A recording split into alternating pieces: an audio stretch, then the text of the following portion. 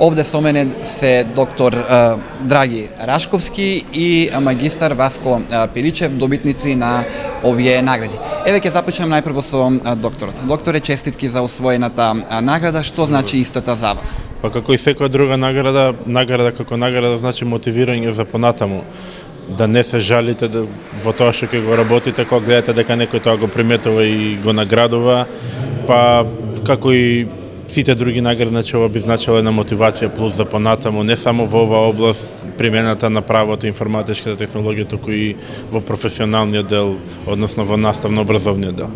Еве, значи, како се гледате во наредните неколку години од вашата област во која што работите?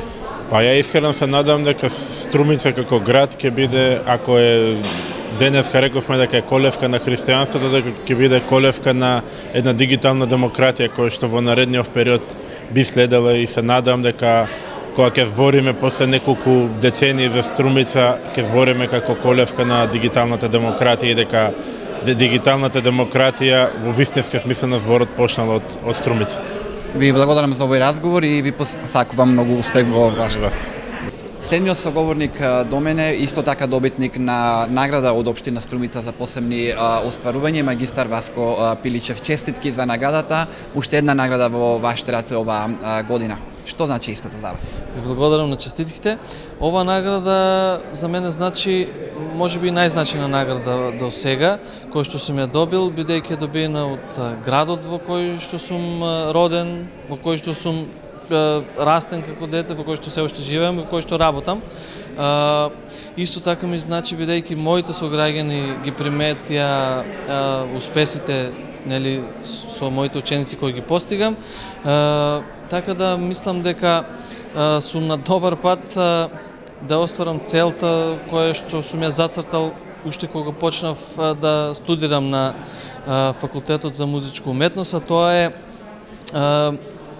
ако може да кажем, да створам, да излезат од мојата класа добри и талентирани ученици.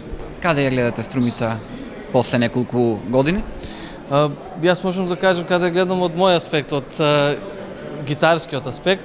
Мислам дека се развива добро, не само за класичната гитара, меѓутоа и другите видови на гитара, нели, електрична, акустична, така да мислам дека се движиме во добро правец. Има навистина талентирани деца и доколку се работи квалитетно и паметно со нив, секако дека ќе има успех.